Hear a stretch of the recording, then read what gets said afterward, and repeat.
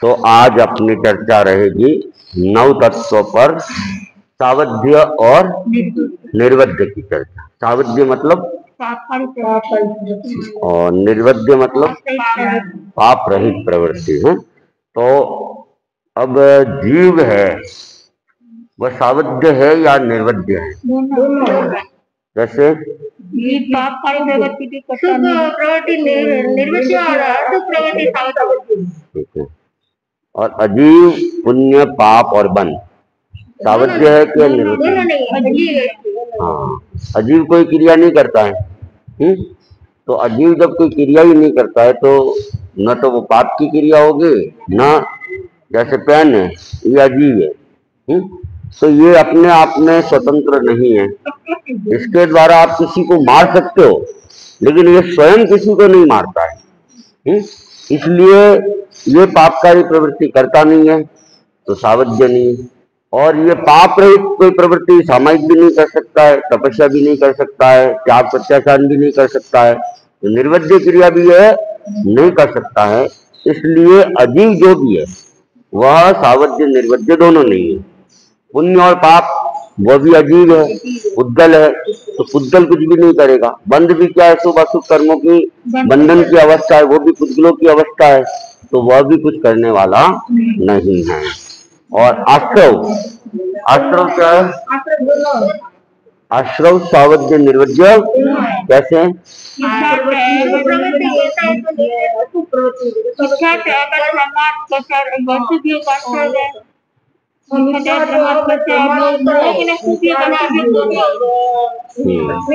ऐसा है मिथ्यात्व के 5 भेद, आश्रव के 5 भेद है। मिथ्यात्व, अव्रत, प्रमाद और कसाई, ये चारों तो एकांत रूप से अशुभ ही है और वे सावध्य ही है। और योग है इसकी 2 भेद, शुभ योग अशुभ योग। तो शुभ योग निर्वध्य है और अशुभ योग जैसे आपने सामायिक की और सामायिक में आपने स्वाध्याय किया, माला फेरी, जो भी आपकी शुभ प्रवृत्ति हो रही है तो वह निर्वध्य है। और सामायिक न की हो लेकिन कोई हम हिंसाजन्य क्रिया में लगे हुए हैं, जैसे मान लो सब्जी काट रहे हैं, खाना बना रहे हैं, तो ये सब क्या क्रिया हो रही है लेकिन ये हिंसात्मक क्रिया ही एक तरह से है और उसमें हमारी शरीर की प्रवृत्ति लग रही है। और हम किसी को खाना बनाने के लिए कह भी देते हैं या काटने के लिए, जमीकन काटने के लिए कह रहे हैं, तो वचन से अशुभ प्रवृत्ति हो रही है।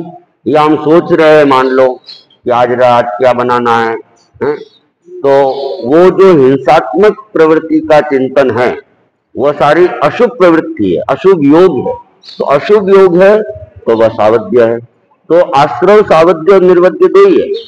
तो उसमें मिथ्यात्व, अव्रत, प्रमाद, कसाय और अशुभ योग ये तो सावध्य है और उस शुभ योग की जो प्रवृत्ति है वह निर्वध्य कहलाती है। संबर सावध्य के निर्वध्य? संबर निर्वध्य है क्योंकि संबर क्या है? संयम है।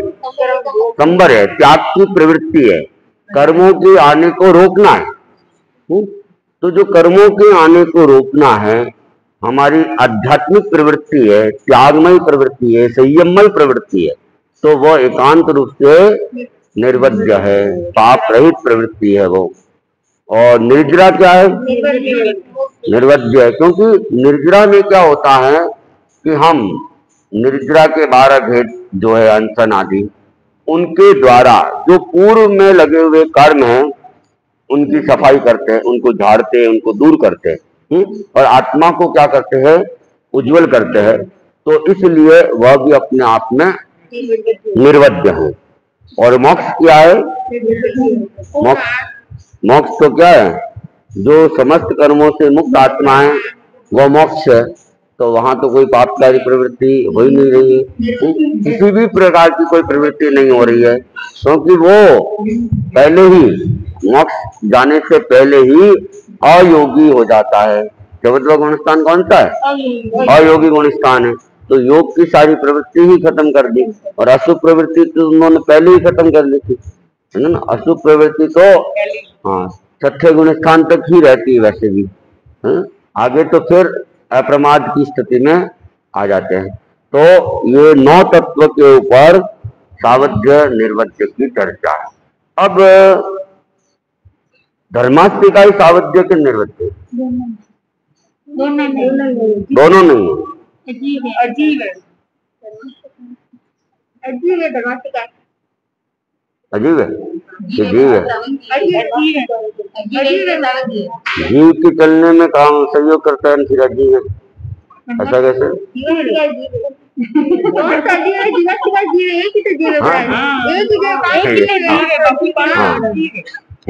सहज रवि के अंदर एक जीवास्तिका ही है, बाकी सब अजीब है। तो बाकी जो अजीब है, तो अजीब तो सावध्य निर्वध्य दोनों ही नहीं है।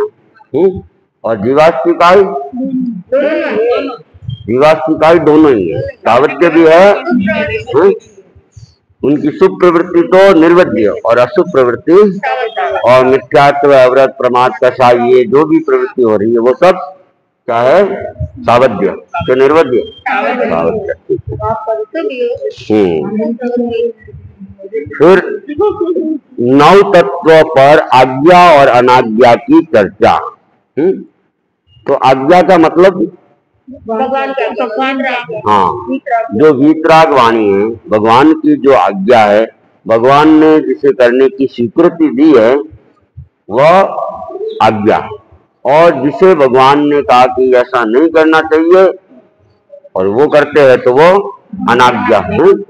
तो 9 तत्व में जीव आज्ञा में या आज्ञा के बाहर? दोनों। कैसे समझ में आ रहा है? जिज्ञासा अपने बाहर बाहर ही जा रहा है, हाँ? ठीक है, हाँ? ठीक है।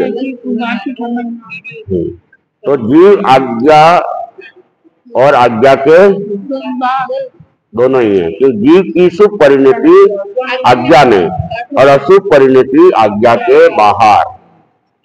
अजीव, पुण्य, पाप, बंध दोनों नहीं, तीनों नहीं,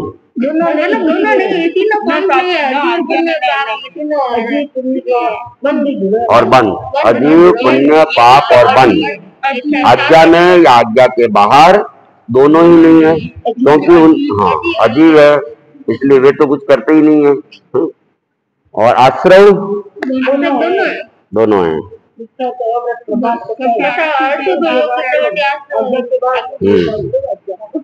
और संबर, निद्रा और मोक्ष तीनों ही आज्ञा में है, क्योंकि संबर क्या है? कर्म रोकने वाली जीव की परिणति है। कर्मों को रोकने का तो भगवान ने कहा ही है कि कर्मों को आने का कहा है, और कर्मों को तोड़ने की बात भी भगवान कहते हैं, और मुक्त होने की बात भी भगवान कहते हैं। इसलिए ये संबर, निद्रा और मोक्ष ये आज्ञा में है। नहीं आया समझ में? नहीं तो तुम्हें तो आ रहा है थोड़ा थोड़ा, पूरा नहीं। अच्छा है, नहीं समझ में आ रहा हो ना तो आप वापस क्वेश्चन कर लो, तो मुझे पता नहीं चलेगा। चलो, तुम्हें क्या समझ में नहीं आया? अच्छा, सावध्य क्या है ये तो पता है। सावध्य क्या है? सावध्य का मतलब होता है पापकारी प्रवृत्ति। सावध्य का मतलब क्या है? पापकारी प्रवृत्ति। निर्वध्य पाप रहित प्रवृत्ति, जिसमें पाप नहीं होता हो, धर्म होता हो, वह तो निर्वध्य, और जिसमें पाप होता हो वह है सावध्य। अच्छा, तत्व कितने ये तो पता है? कौन कौन से हैं?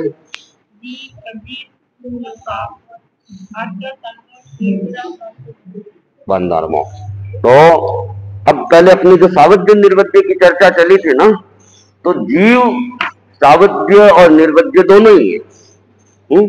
हम जीव है, तो हम अगर पापकारी प्रवृत्ति करते हैं जैसे कीड़ी को मार दिया, या घर पे गए, सब्जी बनाई, खाना बनाया, कुछ भी किया, तो वो सब क्या है? पापकारी प्रवृत्ति है, सावध्य है। और आपने सामायिक की है, उपवास करोगी, अठाई भी तुम करोगी, है? तो ये सब क्या है? वो निर्वज्य प्रवृत्ति है। तो जीव जो पापकारी प्रवृत्ति करता है वो तो सावध्य, और जो पाप रहित प्रवृत्ति करता है, माला फेरना, संवर करना, ये सब निर्वज्य है। तो इसलिए जीव सावध्य भी है, निर्वज्य भी है। अब दूसरा तत्व है अजीव तत्व। तो अजीव तत्व जो है, अजीव क्या है? तस्मा अजीव है। ये क्या करेगा? पाप करेगा। ये खुद तो कुछ जानता ही नहीं है, ये तो जैसा पड़ा है। तो ये खुद न तो कोई धर्म करने वाला है और ना कोई पाप करने वाला है। इसलिए जो अजीव है, न सावध्य है न निर्वज्य है। अब तीसरा तत्व है पुण्य तत्व। तो पुण्य तत्व क्या है? शुभ कर्म पुद्गल को पुण्य कहते हैं। किसको कहते हैं? शुभ कर्म पुद्गल को पुण्य कहते हैं। और पुद्गल 6 द्रव्य में क्या है? अजीव द्रव्य है। 6 द्रव्य के नाम तो याद है ना? 6 द्रव्य धर्मास्तिकाय, अधर्मास्तिकाय, आकाशास्तिकाय, काल, पुद्गलास्तिकाय और जीवास्तिकाय। तो जीवास्तिकाय जीव है, बाकी पांचों क्या है? अजीव है। तो पुद्गलास्तिकाय भी अजीव है। प्रकाश जी, हाँ सा बिल्कुल, अरुण की मम्मी, हाँ अच्छा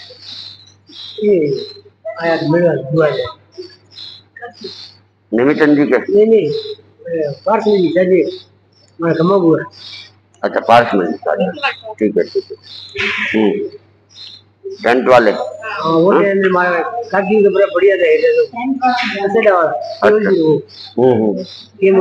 अच्छा अच्छा, हाँ ठीक, हाँ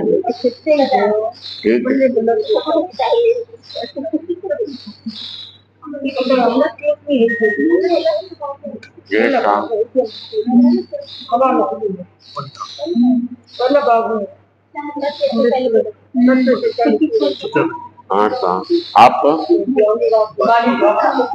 सुभाष जी डॉक्टर बालोत्रा, रहते भी बालोत्रा, फ्लैट में, बाहुबली वाले फ्लैट में,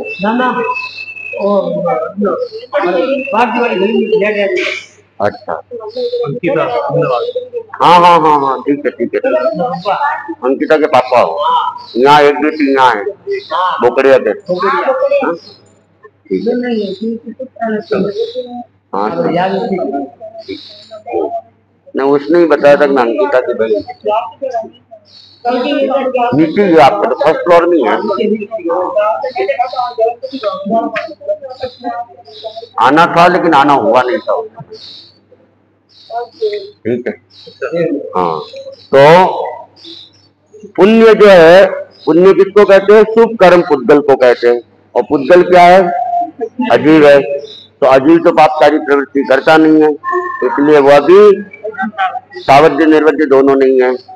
और पाप वो अशुभ कर्म पुद्गल है, पुण्य की तरफ, पुण्य अशुभ कर्म और वो अशुभ कर्म पुद्गल है, तो वह भी कोई प्रवृत्ति करता नहीं, इसलिए पाप भी सावध्य निर्वज्य दोनों नहीं है। और बंध क्या है? वही शुभ और अशुभ कर्म पुद्गलों को जो आत्मा के साथ चिपके हुए है, वे बंध है। अभी वे फल नहीं दे रहे, फल तो समय पे देंगे। वे एफडी की तरह वे सुरक्षित है। एफडी होती है ना, वो क्या होती है? सुरक्षित होती है।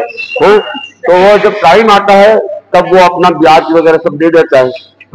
वैसे ही कर्म भी बंधे हुए है, क्योंकि एक निश्चित समय तक बंधे हुए रहते हैं। एक उनका फिक्स है, फिक्स डिपॉजिट की तरह ही रहते हैं वो बंधे हुए रहते हैं, और एक टाइम आने के बाद में वे फल देना चालू करते हैं। तो शुभ अशुभ कर्म जो बंधे हुए हैं वे तो पुद्गल है, वे भी शुभ अशुभ प्रवृत्ति कुछ नहीं करते हैं, सावध्य निर्वज्य दोनों ही वे नहीं है, ठीक है। तीसरा आश्रय तत्व है। आश्रय क्या है? कर्मों के खींचने की प्रक्रिया है, ये किसके द्वारा होती है? आत्मा के द्वारा है। तो आत्मा की जो शुभ अशुभ प्रवृत्ति है जिसके द्वारा हम कर्मों का ग्रहण करते हैं, तो जीव की ये जो प्रवृत्ति है शुभ भी हो सकती है अशुभ भी हो सकती है। इसलिए आश्रव सावध्य निर्वध्य दोनों ही हैं। और आश्रव के 5 भेद है, मिथ्यात्व आश्रव, अवृत, प्रमाद, कषाय और अशुभ योग। ये पांचों तो सावध्य ही है, और शुभ योग की जो प्रवृत्ति है वह निर्वध्य है। फिर संवर के द्वारा हम क्या करते? त्याग प्रत्याचार करते, संयम करते हैं, और जो कर्म आने का द्वार था उस द्वार को हमने रोक दिया। आप कर्मों को नहीं आने दे रहे, तो कर्मों को नहीं आने देना तो अच्छी बात है। कर्मों को तो अपन जितना रोक सकते हैं रोकना ही है। तो जो कर्मों को रोकने की प्रक्रिया है वो अपने आप में श्रेष्ठ प्रक्रिया है, इसीलिए वह निर्वध्य है। और जो कर्म पहले से आ चुके हैं, जैसे आंधी आई और घर के अंदर कचरा आ गया और आंधी आती ही जा रही है, आपने पहले तो क्या किया? दरवाजा बंद कर दिया। दरवाजा बंद किया तो अब नया तो कचरा नहीं आएगा, वो तो अच्छा हुआ एक काम है, तो वो निर्वध्य है। और अब जो आ चुका था अब क्या करोगे? झाड़ू से साफ करोगे। तो हम भी क्या करेंगे? तपस्या, स्वाध्याय इत्यादि के द्वारा उस जो कर्मों का कचरा आया हुआ है उसकी हम सफाई करेंगे, आत्मा को उज्जवल करने का प्रयास करेंगे, तो वो भी निर्वध्य है। ठीक है। और मोक्ष क्या है? आत्मा की पूर्ण साफ अवस्था, उज्जवल अवस्था, कर्म मुक्त अवस्था, वो मोक्ष है। वो तो अपने आप में निर्वध्य है। ठीक है ना?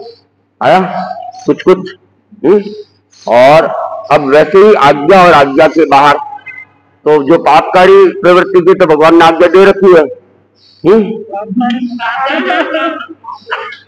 नहीं दिए ना? तो दिया। आप कंफ्यूज क्यों होते? मैं तो कुछ भी बोल देता हूँ, मेरा कोई भरोसा नहीं। आप अच्छे से सुना करो और जवाब देते से और सावधान रखो, तो ना।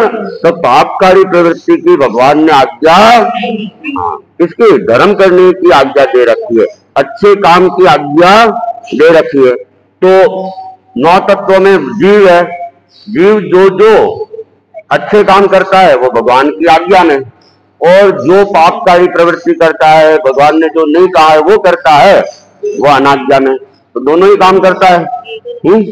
आप श्रावक हो, पूर्ण व्रती तो नहीं हो, पूर्ण जो अव्रत कर रहे हो उसकी आज्ञा भगवान ने नहीं दे रखी है, लेकिन जितना जितना धर्म ध्यान कर रहे हो वो आज्ञा में। इसलिए जीव आज्ञा में भी है, आज्ञा के बाहर भी है। अजीव, पुण्य, पाप और बंध, ये सब अजीव के भेद है।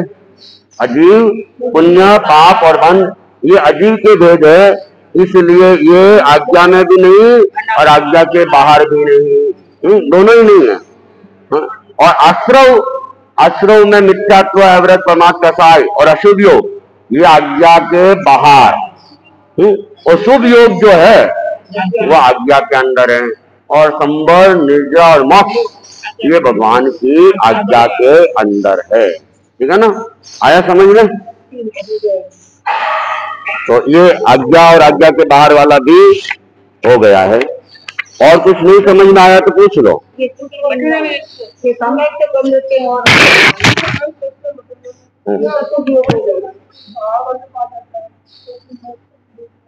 तो बहुत उपयोग में क्या तो बढ़िया तो समझ तो बात कर रहे हैं, तो वो क्या? हाँ, ऐसा है कि आपने सामायिक की और सामायिक प्रत्याख्यान के बाद में आप अनावश्यक बातें कर रहे हो, गांव की इधर उधर की बातें कर रहे हो। मन के भी भाव हो जाते हैं। हाँ, कुछ भी है मन में आया है या आप कर रहे हो, तो ये सब सावध्य प्रवृत्ति थी। और आपने सावध्य प्रवृत्ति की क्या कहते? त्याग किए थे। तो एक तरह से उसमें आपके त्याग टूटेंगे तो नहीं, लेकिन प्रमाद का दोष लगेगा। आप उसकी जागरूकता के पूर्वक पालना नहीं कर रहे, समझा ना? तो जागरूकता पूर्वक पालना नहीं कर रहे हो, इसीलिए फिर हम आलोचना करते हैं मन की सावध्य प्रवृत्ति की हो, वतन की सावध्य प्रवृत्ति की हो, शरीर की सावध्य प्रवृत्ति। लेकिन इसका मतलब ये नहीं कि हम सामायिक प्रत्यक्ष करते जाए और आलोचना तो हम कर ही लेंगे, ऐसा नहीं, समझो ना।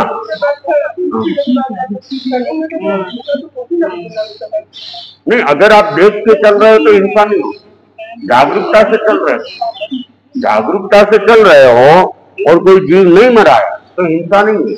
अगर ऐसा होता तो फिर हम भी नहीं चल सकते थे, हमारे भी सामायिक ही है।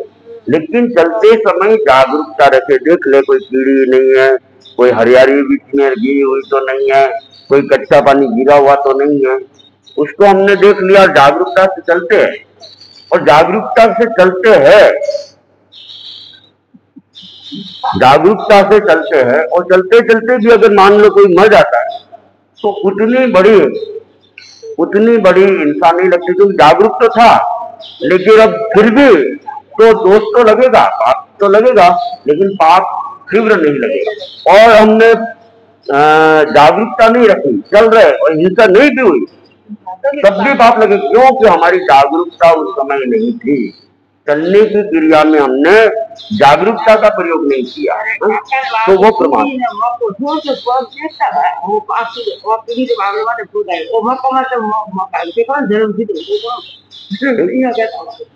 ठीक है, वो उनकी वो भी जागरूकता थी उनकी, आप नहीं जान रखा है ना।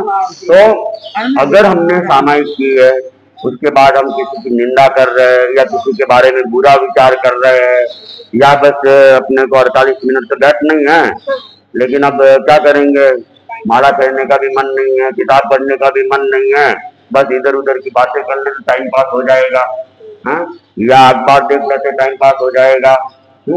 तो फिर वो भी एक तरह से प्रमाद है, वो करना नहीं करना बराबर है।